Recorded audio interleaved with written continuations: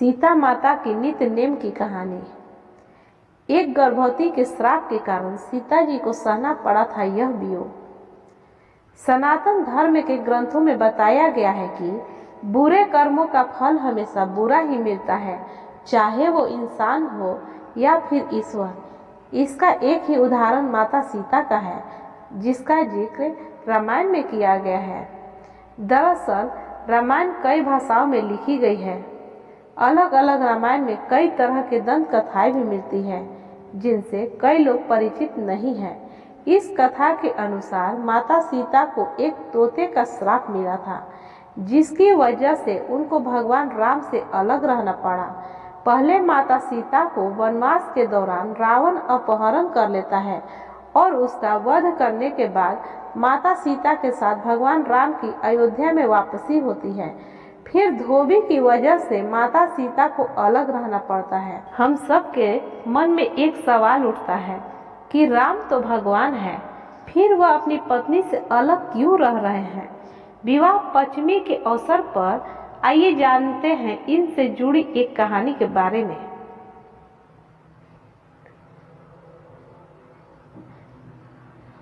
माता सीता बाल्य अवस्था में अपनी सहेलियों के साथ बगीचे में खेल रही थी। वहीं बगीचे में एक तोता का जोड़ा पेड़ पर बैठा था। तोता का जोड़ा भगवान राम और माता सीता के बारे में बातें कह रहा था। उनकी बातों को सुनकर माता का ध्यान उन पर गया।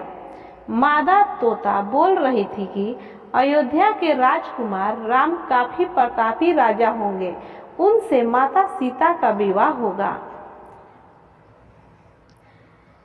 तोते के मुख से भावी पति का नाम सुनकर माता सीता अचंभित हो गई। उन्हें अपने बारे में और कुछ जानने की इच्छा जागृत हुई, इसलिए उन्होंने अपनी सखियों से कहकर दोनों पंछियों को पकड़ लिया। फिर उन दोनों को पुचकार कर पूछा कि भविष्य के बारे में इतना ज्ञान कहाँ से प्राप्त हुआ है। तब पंछियों ने बताया कि इससे पहले हम महर्षि वाल्मीकि जी के आश्रम में रहते थे, जहाँ हर रोज राम और सीता के जीवन के बारे में बताया जाता है। इसलिए उनको दोनों के बारे में हर चीज कंठस्थ याद हो गई है। सीता जी ने पंछियों से कहा कि जिस जनक पुत्री सीता की तुम लोग बात कर रहे हो, वह मैं ही हूँ।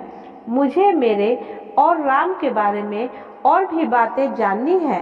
तब नर तोता ने कहा कि हे सीता, आपका विवाह अयोध्या के राजा दशरथ के ज्येष्ठ पुत्र राम के साथ आपका विवाह होगा और आपकी जोड़ी तीनों लोकों में सबसे अद्भुत होगी। सीता जी सवाल पूछती रही और दोनों तोता जवाब देते रहे।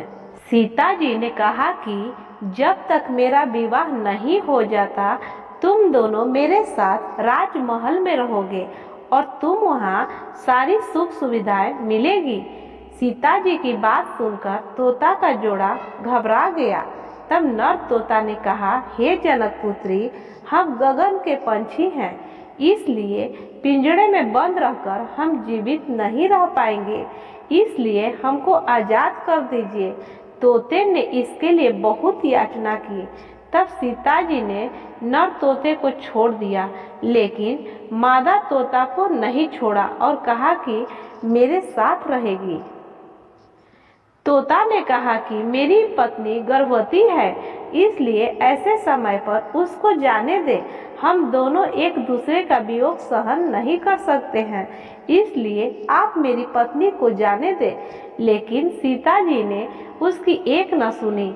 इस पर मादा तोता को बहुत गुस्सा आया और श्राप दिया कि जिस तरह तुमने गर्भ अवस्था में मेरी पत्नी को मुझसे अलग कर दिया है, वैसे ही गर्भ अवस्था के दौरान तुमको भी पति का वियोग सहना पड़ेगा। इतना कहते ही मादा तोता ने अपने प्राण त्याग दिए।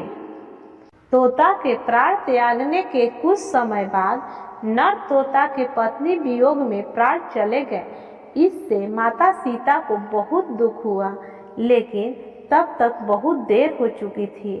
बताया जाता है कि अगले जन्म में तोता वही धोबी था, जिसने माता सीता के चरित्र पर उंगली उठाई थी, जिसके बाद भगवान राम ने सीता का गर्भ अवस्था के दौरान त्याग कर दिया था।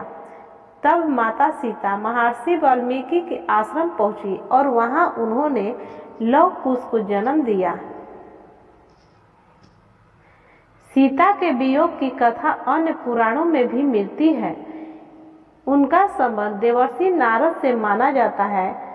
कथा के अनुसार एक बार नारद जी को अभिमान हो गया था कि कामदेव भी उनकी तपस्या और ब्रह्मचर्य को भंग नहीं कर सकता।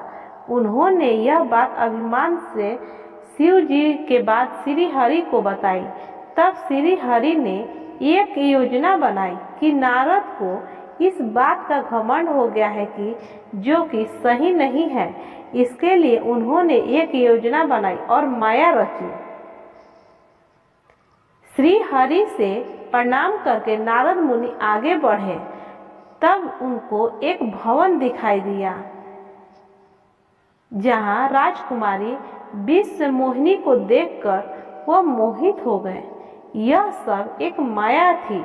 राजकुमारी का रूप नारद जी का तप भंग कर दिया और वह राजकुमारी को पाने के लिए भगवान विष्णु के शरण में पहुँचे और कहा कि हे प्रभु, आप मुझे अपने श्री हरि का सुंदर रूप दे दीजिए। तब भगवान ने कहा कि हे नारद, ऐसा न हो कि आप इस रूप को लेकर बाद में पछताएं।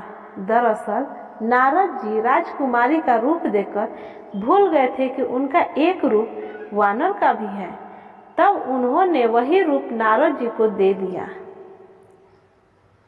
नारद जी राजकुमारी को स्वयंवर में पहुंचे। तब पूरी सभा बंदर वाले मुख को देखकर हंसने लगी और राजकुमारी ने भी मुख को देखकर वरमाला नहीं पहनाई। तब नारद जी ने सोचा कि आखिर सभी लोग मुझे देखकर हंस क्यों रहे हैं और राजकुमारी ने मुझे माला क्यों नहीं पहनाई। तब नारद जी ने सोचा कि आखिर सभी मुझे देखकर हंस क्यों रहे हैं और राजकुमारी ने मुझे माला क्यों नहीं पहनाई। तभी भगवान विष्णु सभा में पधारे और राजकुमारी ने उनको माला पहना दी। तब उन्होंने पानी में अपना मुख देखा और वानर वाला मुख देखकर क्रोधित हो गए और क्रोध में उन्होंने भगवान विष्णु को श्राप दे दिया कि जिस तरह से मैं स्त्री के लिए तड़पा हूँ, आप भी पृथ्वी पर स्त्री वियोग का सामना करेंगे। जब माया का प्रभाव खत्म हुआ तो नारद जी को अपनी गलती का एहसास हुआ और उन्होंने क्षमा मांगी। तब भगवान राम और माता सीता को वियोग का सामना करना पड़ा। ऐसे तो श्री राम और सीता माता की कहानी तो हमेशा ही सुननी चाहिए। इसे सुनने से सभी मनोकामनाएं पूरी होती है और यदि न सुने तो कार्तिक माह में इसे जरूर सुनना चाहिए।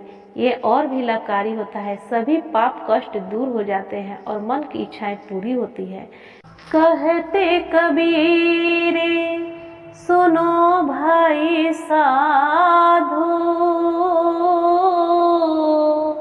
प्राण जाए पर वचन न जाए। राम सिया राम, सिया राम जय जय राम। राम सिया राम, सिया राम जय जय राम।